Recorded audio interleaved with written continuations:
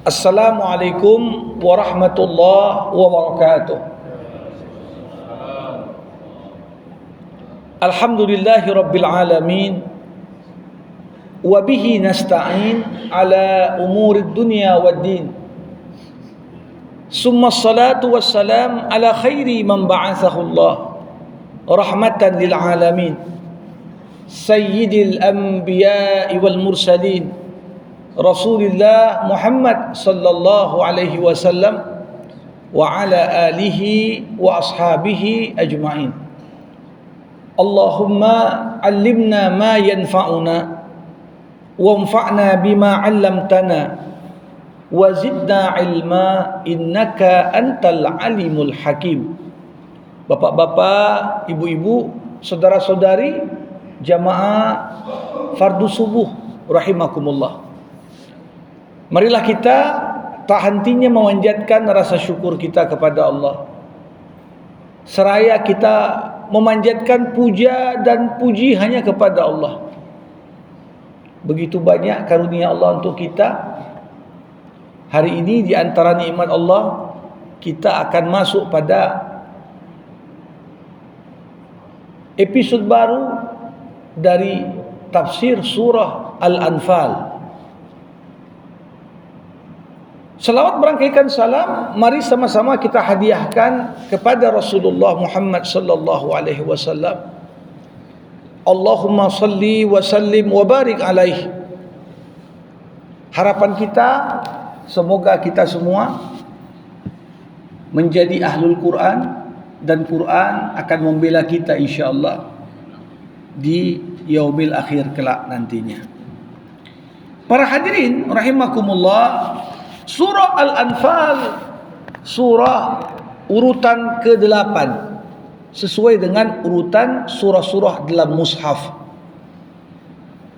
Surah ini sepakat para ulama menggolongkannya ke dalam kelompok surah Madaniyah. Pertama, karena memang Al-Anfal termasuk di antara surah yang panjang. Kita temukan di dalamnya terdapat banyak sekali karakter surah-surah yang turun di Madinah. Di sana ada hukum, bercerita tentang hukum mengenai perang. Kapan boleh meninggalkan medan perang? Ini hukum yang secara detail memberikan ketentuan kepada kita yang tidak kita temukan tentunya ciri yang sama ada pada surah-surah yang turun di Mekah.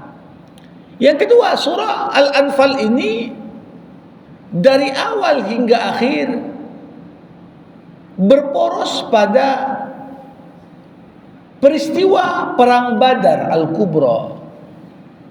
Kita tahu perang Badar merupakan perang pertama dalam Islam. Perang yang mungkin kalau dilihat sekedar dari jumlah pihak yang berpartisipasi, kita anggap perang ini perang kecil. Bayangkan jumlah umat Islam 314 lawan 1000-an jumlah pasukan kafir Quraisy. Ini kalau dalam konteks zaman sekarang paling-paling perang antar kelurahan ini, ya. Dari sisi jumlah peserta. Namun kenapa Allah Subhanahu wa taala menamakan ini sebagai Yaumul Furqan, hari pembeda? Bahkan para sejarawan menyematkan sifat Al-Kubra. Al-Kubra artinya besar. Perang Badar di antara perang yang sangat besar dan paling menentukan dalam sejarah perkembangan Islam. Kenapa? Karena perang Badar adalah perang pertama yang terjadi setelah turunnya izin berperang untuk membela diri. Coba bayangkan di Mekah 13 tahun umat Islam tinggal di Mekah. Rasulullah berdakwah di Mekah. Tapi tidak kita temukan satupun ayat yang turun di Mekah ketika umat Islam dipersekusi, dianiaya, dizalimi, ada ayat menyuruh balas. Tak kita temukan satupun ayat di Mekah, walaupun dengan alasan membela diri, siapa yang menyerangmu, balas balik serang. Kalaulah sekiranya jamaah rahimakumullah turun ayat memerintahkan jihad di Mekah, maka yang terjadi sebenarnya perang di tiap rumah. Ini akan terjadi. Kenapa saya katakan demikian? Karena di Mekah pertama, antara yang sudah masuk Islam dan yang masih kafir ini pun tidak saling mengenal. Kebanyakan yang sudah masuk Islam masih menyembunyikan keislamannya.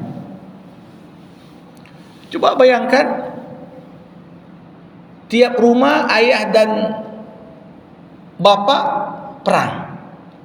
Kalau di kita ada istilah kaum muda sama kaum tua dalam sejarah. Di awal dakwah Islam, justru yang ikut Rasulullah semuanya kaum muda, yang mempertahankan agama nenek moyang itu banyak kaum tua. Tapi justru ayat yang turun di awal adalah udah maafkan, disuruh memaafkan. Kenapa? Karena 13 tahun ini menggambarkan pada kita, sebelum turun perintah untuk berjihad, yang paling panjang prosesnya dalam berjihad adalah menyiapkan karakter orang yang layak berjihad. Jadi 13 tahun memang belum ada izin berjihad, tapi selama 13 tahun itu masuklah namanya fase menyiapkan mental, kesabaran, akhlak, akidah orang yang siap untuk turun jihad. Apalah ceritanya berjihad tapi akidahnya pun belum betul? Apalah ceritanya mengatasnamakan perang atas nama agama tapi akhlak dan etikanya pun tak mencerminkan Islam? Inilah yang terjadi. Banyak kelompok-kelompok menamakan, oh kami ini berjihad, tapi tidak tercermin etika berjihad, akhlaqiyatul jihad. Bagaimana seharusnya akhlak seorang mujahid tadi di bidang perang? Maka surah Al-Anfal, surah yang sangat penting dalam proses bagaimana kita semua jamaah rahimakumullah mempersiapkan diri, mempersiapkan mental untuk siap menanggung tanggung jawab jihad fisabilillah. Maka dari itu, kalau kita coba ambil tema, apa tema utama yang ada di surah Al-Anfal dari ayat pertama sampai ayat terakhir, ayat ke-75, kita akan sampai pada kesimpulan surah Al-Anfal bercerita tentang sebab-sebab kemenangan. Walaupun ayatnya ceritanya konteks perang Badar, tapi pesannya berlaku sampai hari kiamat. Kalau kau mau menang, maka ada prinsip-prinsip penting yang disampaikan Allah di surah Al-Anfal ini. Mulai dari bagaimana seharusnya akhlak pribadi yang siap untuk berjihad. Bagaimana kepasrahan kita, istislam, kepasrahan orang yang mau berjuang di jalan Allah Subhanahu wa taala. Ini yang akan membukakan nantinya hal-hal luar biasa, sehingga kita bisa capai apa-apa yang mungkin secara logika dan rasio sulit untuk kita percayai. Makanya Allah katakan di surah ini, kam min fi'atin qalilah ghalabat fi'atan katsirah biiznillah. Berapa banyak kelompok yang kecil? Kecil di sini apa? Kecil dari sisi kuantitasnya. Jumlahnya enggak banyak. Kecil dari sisi peralatan dan persenjataannya, namun mampu mengalahkan kelompok yang besar dengan izin Allah. Satu hal yang menarik, jamaah rahimakumullah, gak pernah ada perang diikuti Nabi yang jumlah umat Islam lebih banyak daripada musuh. Selalu perang yang diikuti Rasulullah itu jumlah umat Islam selalu lebih sedikit. Bahkan jumlah musuh bukan hanya 2 kali lipat, 3 kali lipat, bahkan pernah 10 kali lipat.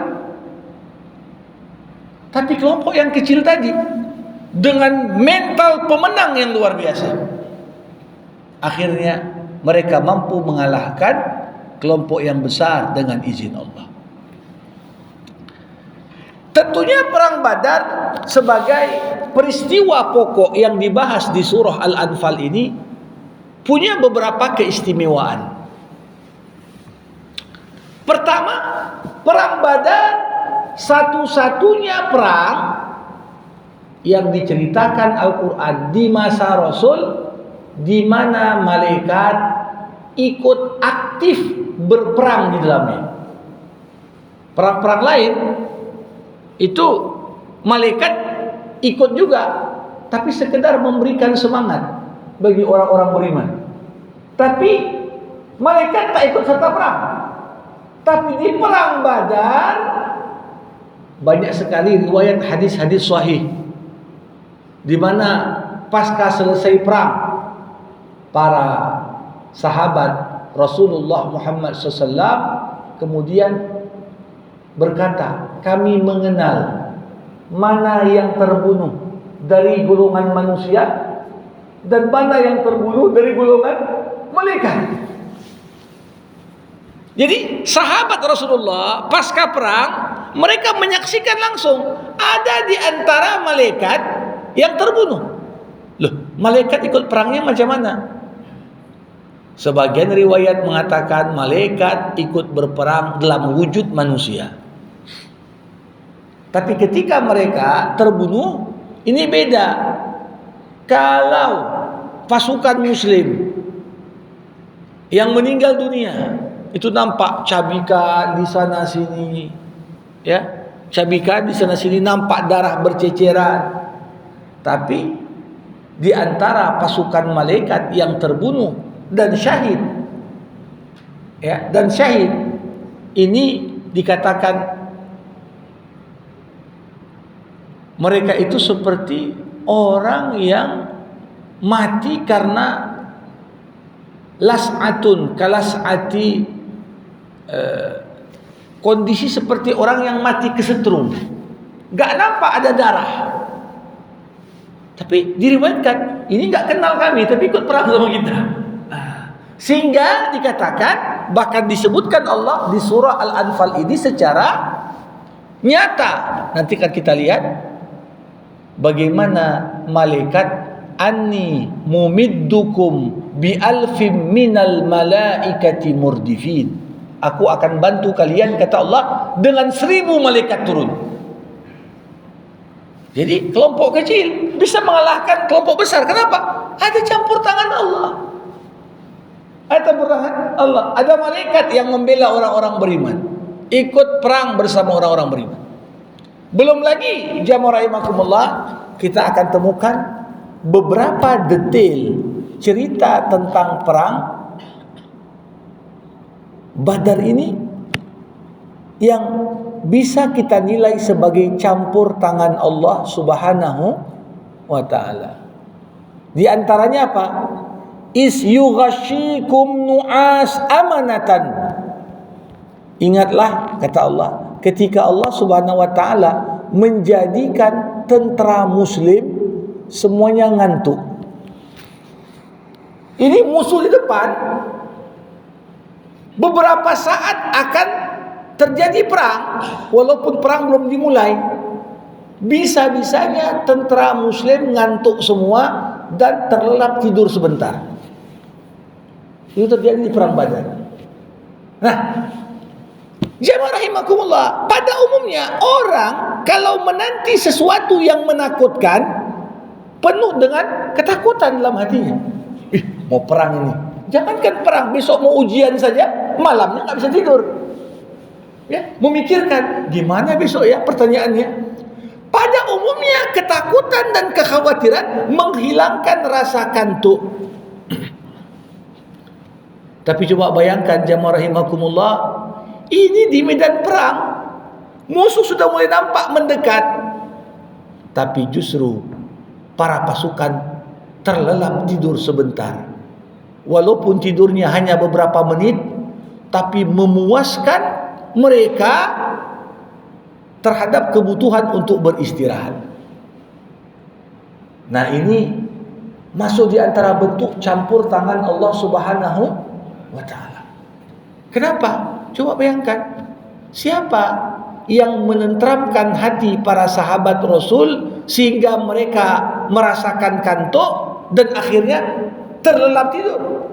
Kalau bukan karena Allah, ya nggak mungkin. Jadi kita melihat rasa kantuk yang datang di medan perang ini tanda keutamaan Allah. Artinya apa?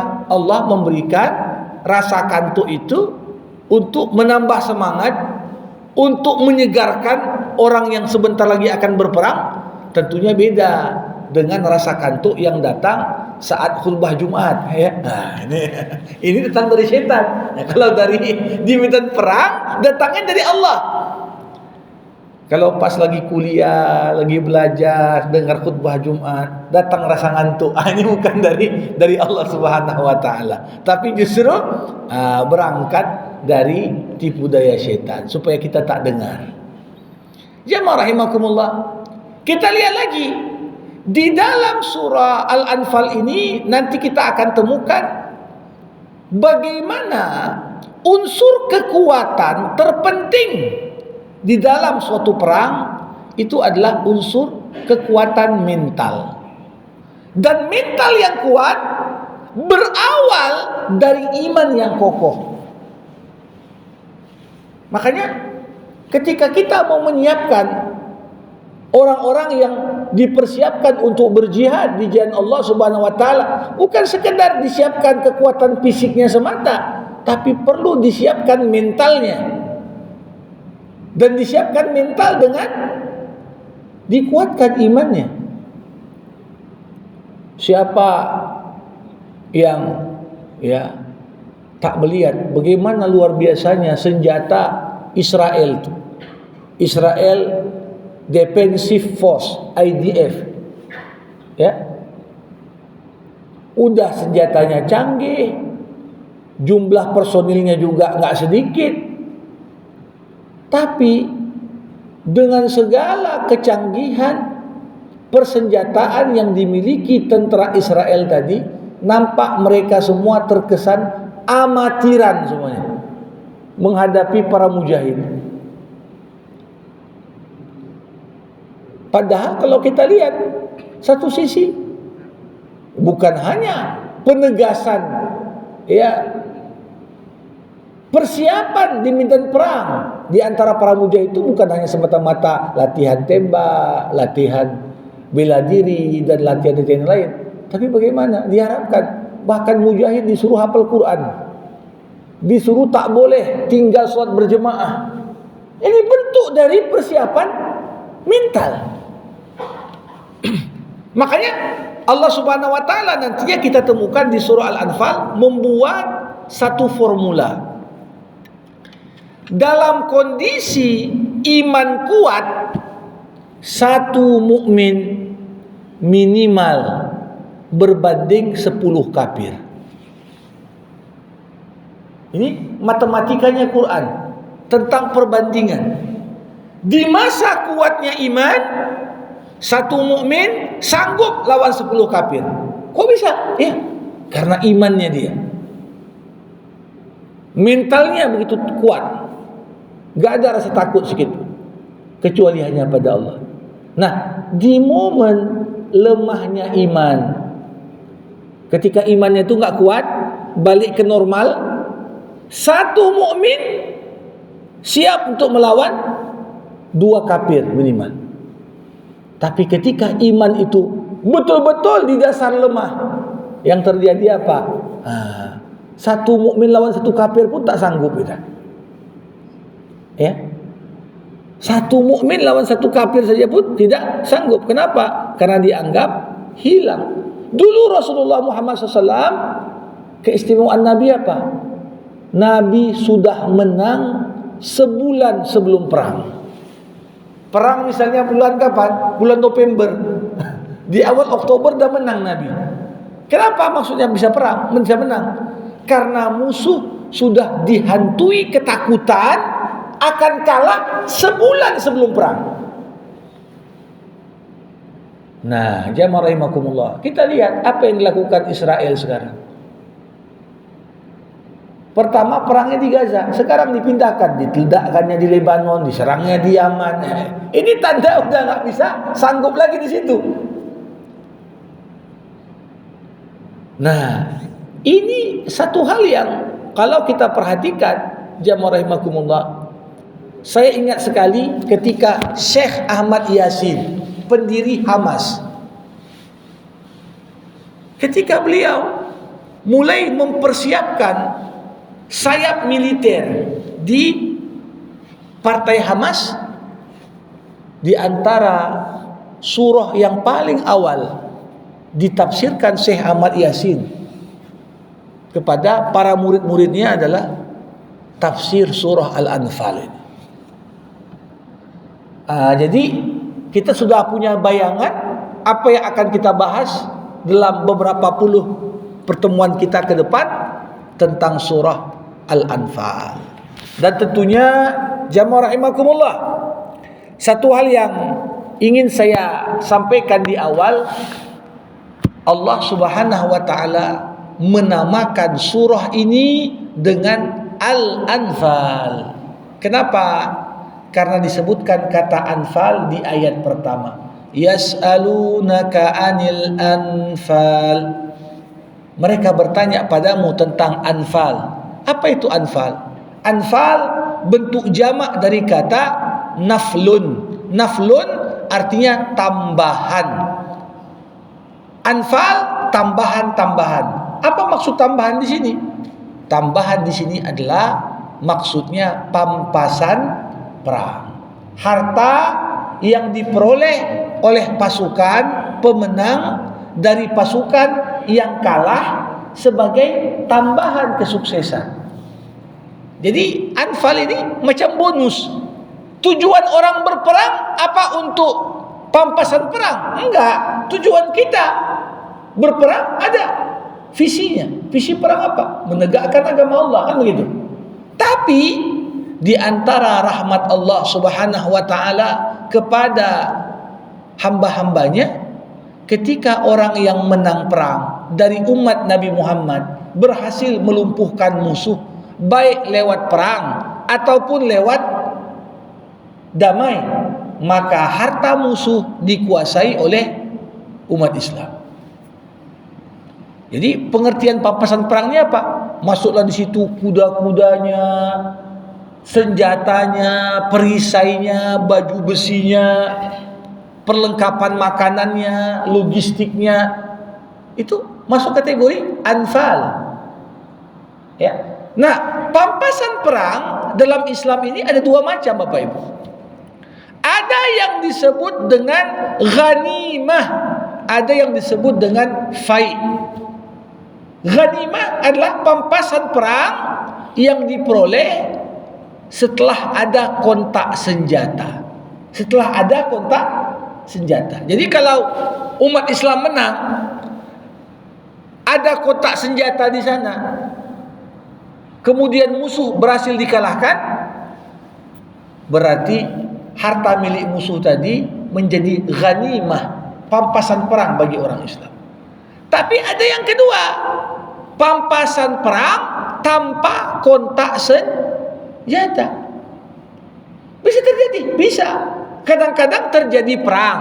Awalnya musuh mau lawan, tapi begitu ditengok musuh kuatnya tentara Islam, mereka lari cirit-birit. Ya, sehingga persenjataan itu mereka tinggalkan. Itu yang dikutip oleh umat Islam menjadi harta pampasan perang. Dan tentunya beda cara memperlakukan pampasan perang di mana ada kontak senjata di dalamnya dengan cara memperlakukan pampasan perang tanpa ada kontak senjata di dalamnya. Kalau dapat pampasan perang tanpa kontak senjata, itu semua hartanya masuk ke kas negara. Kas negara yang menerima. Tapi kalau pampasan perang didapat setelah ada kontak senjata, maka dibagi 1/5 masuk kas negara, 4/5 dibagi kepada orang-orang yang terlibat dalam perang. Karena zaman Nabi dulu, para mujahid ini nggak ada gaji bulanannya sebagai tentara.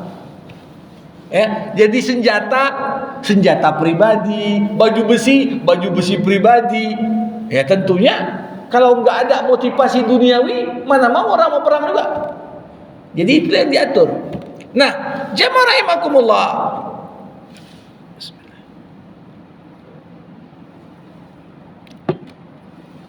Salah satu bentuk hal yang paling menarik dari perang Badar adalah perang Badar di antara perang yang terjadi di mana umat Islam tidak memiliki persiapan perang yang cukup. Ada perang udah dipersiapkan dari waktu yang lama. Udah disiapkan logistiknya, udah disiapkan ketahanan pasukannya berapa hari kuat untuk perang. Ya, tapi perang Badar ini perang yang terjadi pertama tanpa perencanaan dan terjadi tanpa persiapan. Dikisahkan tentang latar belakang perang Badar. Abu Sufyan sebagai tokoh yang ada di Mekah itu membawa himpunan saudagar Arab Quraisy, membawa kafilah dagang yang cukup besar berangkat dari Mekah menuju Romawi. Kita tahu posisi Madinah itu kan di utaranya Mekah. Jadi pedagang Mekah kalau mau ke negeri Syam, mau ke Syria, mau pergi ke Palestina, mau pergi sampai ke Romawi, ini pasti akan melewati Madinah. Jadi Rasulullah SAW mengirim beberapa mata-mata. Coba kau intai. Aku mendengar, kata Rasul, Abu Sufyan bersama beberapa kafilah dagang mau berangkat ke negeri Syam. Kalau bisa kita cegat mereka di jalan, kita ambil harta mereka. Ternyata walaupun Nabi sudah kirim intel dan mata-mata, Abu Sufyan pun ahli juga dia. Dia ahli sehingga dia ambil rute yang enggak biasa. Rute yang biasa ditempuh bukan rute itu yang dilalui. Sehingga ketika itu tak jadilah perang. Kenapa? Karena di saat itu ya, musuh yang diincar ternyata enggak lewat jalur yang diduga. Selamatlah kafilah dagang itu sampai ke negeri Syam. Nabi kemudian mempersiapkan pasukan lagi. Kita siapkan pas mereka pulang nanti, kita cegat lagi balik. Kalau kafilah dagang dari negeri Syam mau pulang ke Mekah, ia harus pulangnya lewat Madinah lagi. Maka Rasulullah Muhammad SAW menyiapkan juga mata-mata untuk mengintai. Tapi sekali lagi, Abu Sufyan yang sudah artinya juga bersiap-siap dengan serangan yang tak jadi, Abu Sufyan mengirimkan segera utusan ke Mekah membawa surat. Apa isi surat itu? Muhammad mau mencegat kafilah dagang ini di tengah jalan sehingga mau dirampasnya harta dagangan kita. Siapkan pasukan. Maka pentolan yang ada di Mekah menyiapkan 1000 pasukan. Nah, jamaah rahimakumullah, yang terjadi apa? Rasulullah tidak tahu di awalnya orang Quraisy sudah siapkan 1000 pasukan. Yang disiapkan Nabi apa? Sekedar jumlah orang untuk mencegat kafilah dagang. Tapi sekali lagi, Abu Sufyan dengan cerdik berhasil mengelabui umat Islam kembali. Justru di jalan di mana umat Islam bersiap untuk mencegat, datanglah di situ 1000 pasukan Quraisy. Coba kita bayangkan jamaah rahimakumullah, 300-an orang yang ikut bersama Nabi, niatnya tadi hanya mau mencegah kafilah dagang. Makanya dari 300 orang yang ikut, itu hanya tersedia 100 ekor unta. Di tiap unta gantian 3 orang naik. Saking kurangnya logistik. Tapi apa yang terjadi? Mereka sampai pada momen musuh yang 1000 orang udah siap di depan mata menyerang, dan mereka tak punya kesempatan lagi untuk balik. Maka yang terjadi apa? Nabi Muhammad sallallahu alaihi wasallam kemudian mengatakan, tidak pantas bagi orang mukmin kalau sudah keluar untuk berperang kemudian dia lari. Disinilah prinsip hidup orang beriman. Jangan minta perang, jangan cari perang. Tapi kalau perang sudah berkecamuk, jangan lari dari perang. Kita nggak boleh minta-minta perang. Tapi kalau perang sudah depan mata, jangan lari. Nah, bahkan lari dari medan perang dalam Islam di antara bentuk dosa besar. Ya, musuh di depan mata lari, itu tak boleh. Jadi ini satu poin penting. Makanya jamaah rahimakumullah, karena perang ini tak terduga dan perang ini tak dipersiapkan, maka yang paling menarik dari surah Al-Anfal adalah pembukanya. Pembukanya. Kita tahu hasil perang Badar itu apa? Umat Islam menang. Jumlahnya sedikit, persiapan kurang, tapi umat Islam bisa menang. Tapi sebelum mengawali kisah tentang perang Badar, Allah justru di ayat pertama berfirman, yas'alunaka 'anil anfal. Mereka, siapa mereka ini? Para sahabat bertanya padamu Muhammad tentang pampasan perang. Jadi seakan-akan ibarat sebuah film atau sebuah drama, masuknya surah ini bukan dari awal tapi dari akhir. Diceritakan perang udah siap, di saat umat Islam menang, di tengah euforia, yang terjadi apa? Ditengok banyak juga pampasan perang kita. Maka sahabat pun kemudian datang pada Nabi. Nabi, macam mana baginya ini? Macam mana bagi pampasan perang ini? Dan yang terjadi di kala itu, ini pembelajaran abadi untuk umat Islam sepanjang zaman. Apa itu? Selalu konflik terjadi setelah selesai konsentrasi. Selesai perang baru konflik. Umat Islam di perang Badar terbagi menjadi 3 kelompok. Di akhir perang Badar ada kelompok pertama, kelompok yang walaupun tentara kafir sudah lari, mereka tetap ngejar. Ada kelompok kedua, kelompok yang sibuk mengumpulkan pampasan perang yang tercecer. Kelompok ketiga, kelompok yang tetap membersamai Rasul, berjaga-jaga kalau musuh kembali menyerang.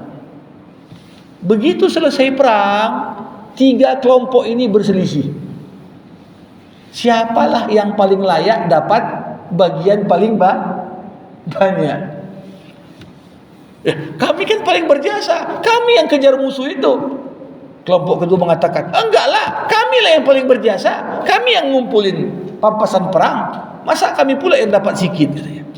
Yang ketiga, oh enggaklah, kami yang jaga Rasul. Kalau musuh balik lagi menyerang Rasul, di saat kalian tak fokus, kami yang paling berjasa. Turunlah ayat, yas'alunaka anil anfal. Apa jawaban Allah?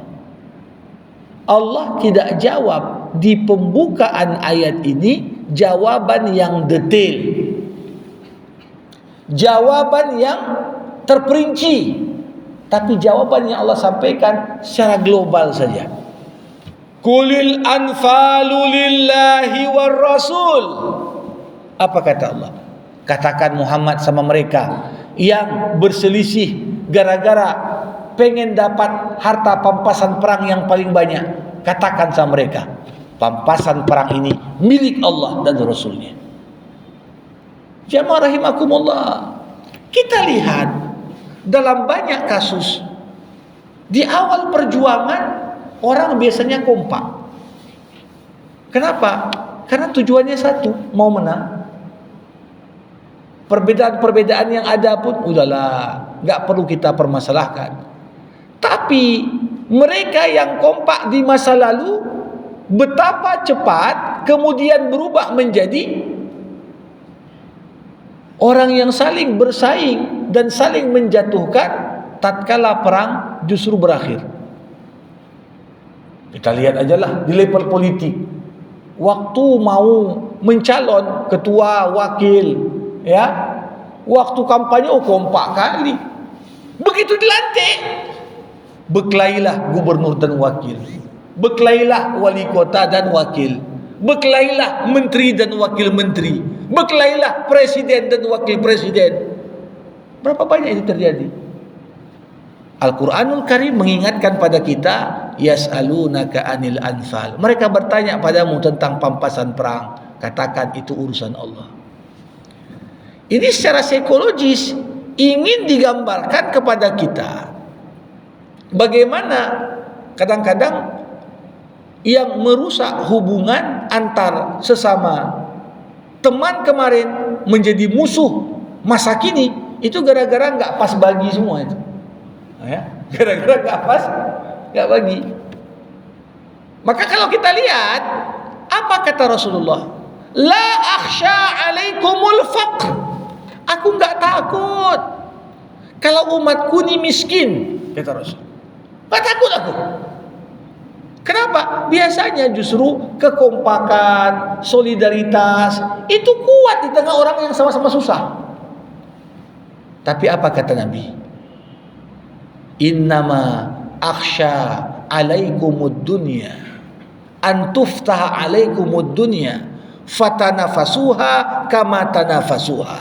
Yang paling kukhawatirkan dari umat ini ketika dibukakan dunia di hadapan kalian, maka kalian saling sikut antar sesama di antara kalian. Apa yang Nabi sampaikan yang akan berlaku sampai hari kiamat, umat Islam ini justru kapan berkelainya? Bukan waktu susah. Kalau partai Islam pun sama-sama oposisi, kompak dia. Tapi begitu jadi penguasa, pemerintah, oh sikut sana, sikut sini, ini bagianku, ini bagian. Na'udzubillah. Betapa banyak apa yang terjadi di masa lampau terjadi di masa kini dan akan berulang di masa depan ketika kita tidak merenungkan sebabnya. Jadi surah Al-Anfal dimulai dari fokus kepada penyakit yang justru muncul pasca kemenangan, pasca kesuksesan. Dan ini sering sekali kita temukan, lebih berat mempertahankan kemenangan daripada meraih kemenangan. Kenapa? Mempertahankan kemenangan harus dimulai dari kerendahan hati. Itu kunci mempertahankan kemenangan. Tapi kalau orang itu masing-masing ego, merasa aku yang paling berjasa, aku yang paling dominan, itu gak mungkin kemenangan akan bertahan. Nah, yas'alunaka 'anil anfal. Allah katakan, qulil anfalu lillahi war rasul. Apa kemudian kata Allah? Fattaqullah wa aslihu dzata bainikum. Maka bertakwalah kalian kepada Allah dan perbaikilah hubungan silaturahim di antara kalian. Jadi sindrom penyakit yang sering menghantarkan kita pada kekalahan pasca kemenangan adalah besar kepala, merasa paling berjasa, merasa kita nggak perlu orang lain. Nah, ini semua obatnya apa? Fattaqullah. Bertakwalah kau kepada Allah. Wa aslihu dzata bainikum. Dan perbaikilah hubungan silaturahim di antara sama kalian. Seakan-akan Allah ingin mengatakan, umat Islam, malulah kalian cerita tentang pampasan perang, berebutan satu sama lain, padahal kalian dulu satu saf, sama-sama berjuang. Sekarang kalian sikut-sikutan. Sekarang kalian mengatakan kelompok kami yang paling berjasa, kelompok sana kurang berjasa. Maka Allah katakan, daripada kalian sibuk menghabiskan waktu untuk menuntut mana bagian kami, PR yang paling berat pasca kemenangan adalah tetap fattaqullah, jaga hatimu. Jaga hatimu dengan bertakwa kepada Allah. Takutlah kau kepada Allah. Karena ujian Allah di balik kemenangan kadang-kadang lebih besar daripada ujian Allah di balik kekalahan. Banyak orang kalah, cepat dia kembali sama Allah. Macam kita kalau sakit cepat kali berdoa, gitu kan?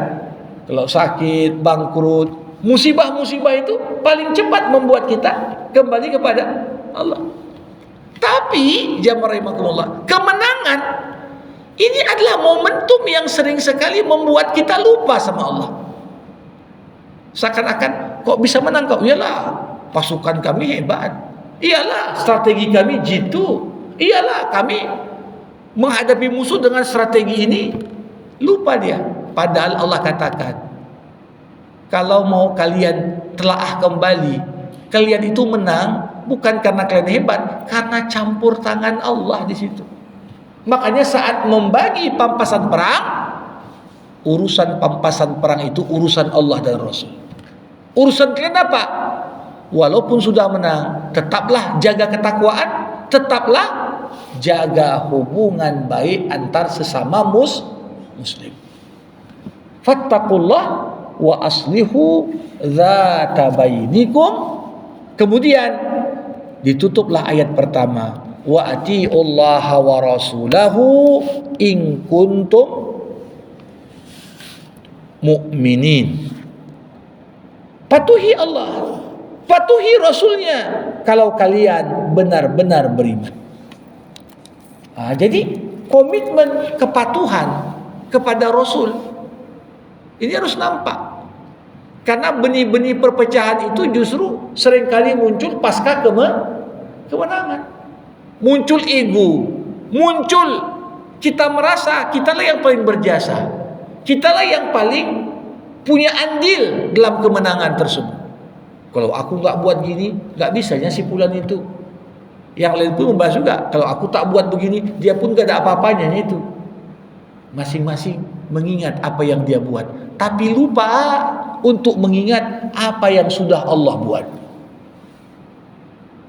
Nah, ini kadang-kadang ini bukan hanya di bidang perang, Bapak Ibu. Dalam rumah tangga, suami istri nikah, masih ekonominya pas-pasan, Lantas Allah bukakan rezeki pada keluarga tadi.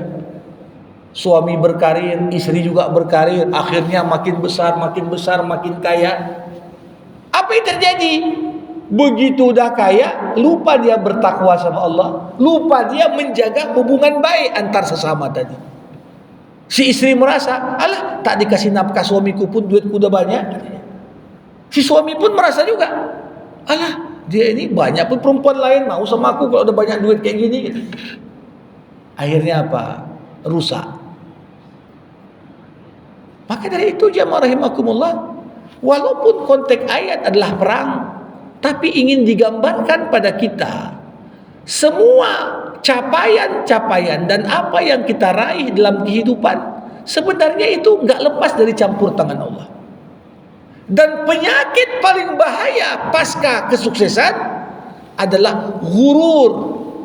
Apa arti ghurur? Besar kepala. Besar kepala. Bukan berarti penyakit fisik besar kepalanya, enggak. Dia merasa aku yang paling berjasa, aku yang paling dominan. Ya. Ini kita temukan.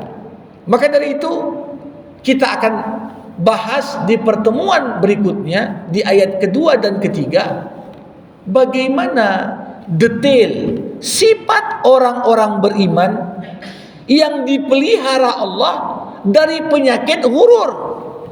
Dari penyakit bagaimana seorang itu merasa paling berjasa setelah sukses.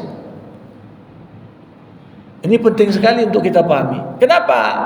Karena problem yang dihadapi sahabat Rasulullah bukan tak mungkin masalah yang sama juga kita hadapi. Boleh jadi konteksnya bukan perang, tapi mitra dagang. Dulu modalnya si A kasih modal, si B kasih modal, digabungkanlah apakah dengan musyarakah, berkembanglah usaha itu. Begitu dah besar, rata-rata yang sudah besar pecah kongsi. Kenapa? Merasa ini kan besar usaha ini aku nih, modalku yang paling penting. Yang lain pun mengatakan juga, dia mana ada, nggak pernah pun datang kemari. Aku yang besarkan. Lupa. Padahal sebelumnya apa? Tanpa si A, tanpa si B, nggak ada C. Kenapa kemudian muncul merasa paling besar? Itu dia. Kurangnya nilai takwa dan kurangnya silaturahim. Akhirnya apa? Setan masuk ke dalam hati, mengadu domba. Setan masuk ke dalam hati untuk mengatakan, kau pun bisanya kembangkan usaha ini, tak perlu lagi kau libatkan si fulan. Balikkan aja modalnya sana, katanya. Dengan entengnya kita mengatakan begitu, padahal tak seperti itu.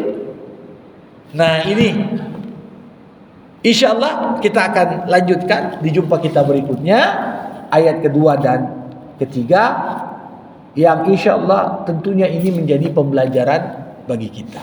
Ya, baik Bapak Ibu, saya kira kita padakan untuk jumpa pagi hari ini sampai di sini. Sebelum saya tutup dengan doa, dipersilahkan bagi yang mau bertanya.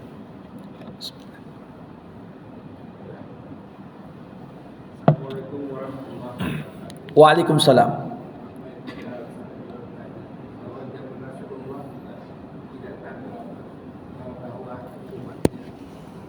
Miskin. Ya. Kenyataan bahwa di dalam Muslim ini banyak hal-hal yang sudah, yang kata Pak Ustaz tadi, kemenangan sudah dicapai, kemudian lupa apalah ikhtiar kita untuk sebagai hati umat Islam ini bisa. Demikian. Assalamualaikum warahmatullahi wabarakatuh. Waalaikumsalam. Tanggung jawab Muslim setelah menang itu disebutkan Allah di surah An-Nasr.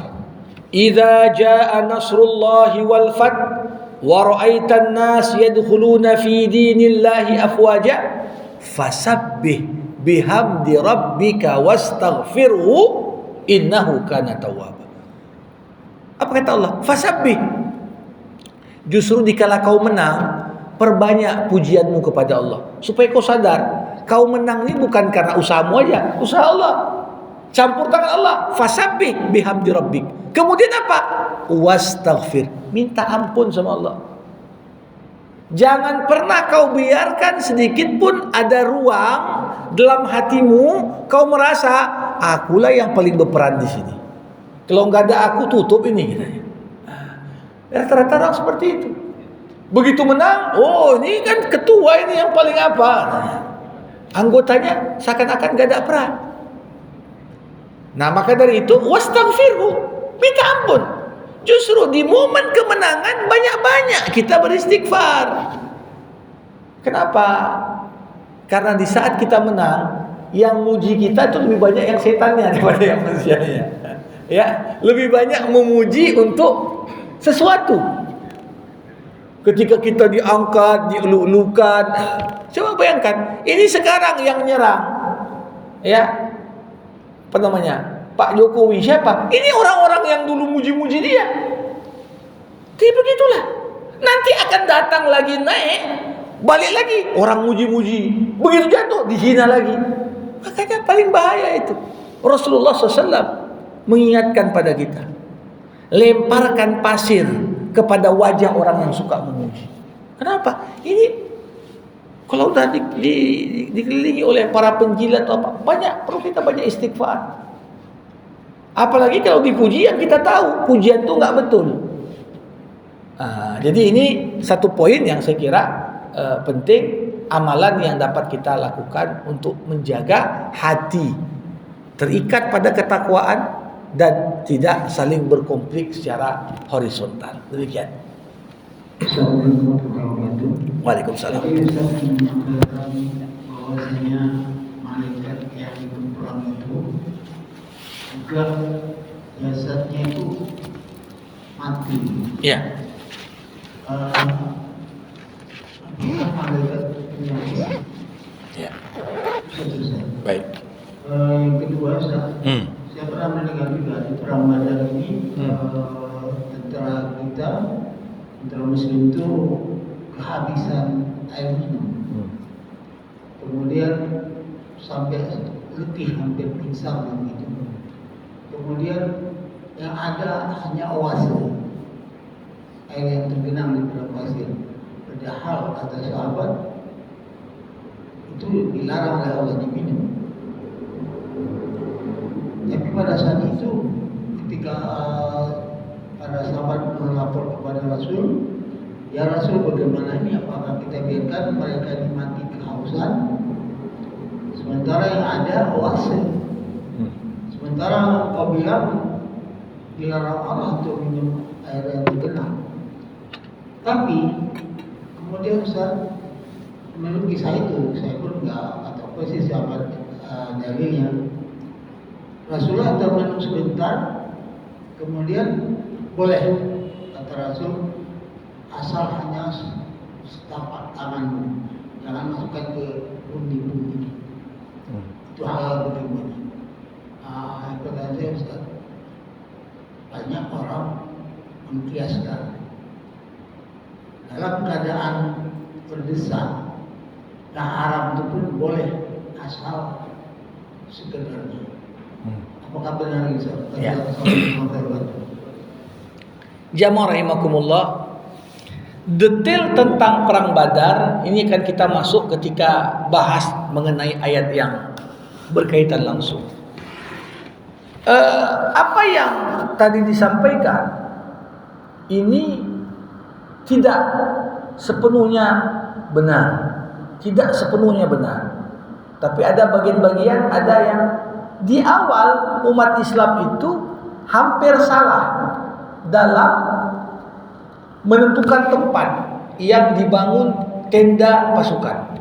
Tapi kemudian ada sahabat Nabi yang lain namanya Al-Habib Al-Hubab Ibnul Munzir.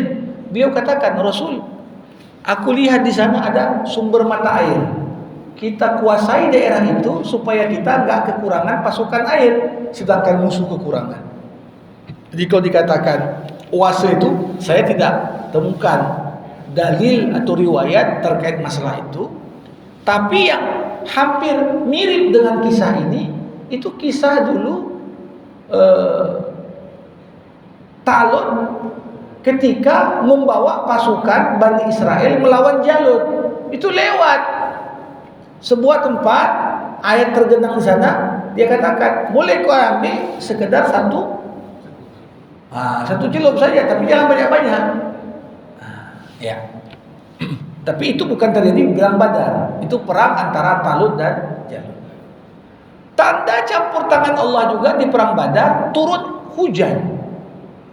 Dan air hujan ini menambah pasokan air bagi umat Islam. Jadi hujan, apalagi hujan rintik-rintik yang nggak terlalu ekstrim, ini juga menjadi rahmat, persiapan orang untuk perang. Ya.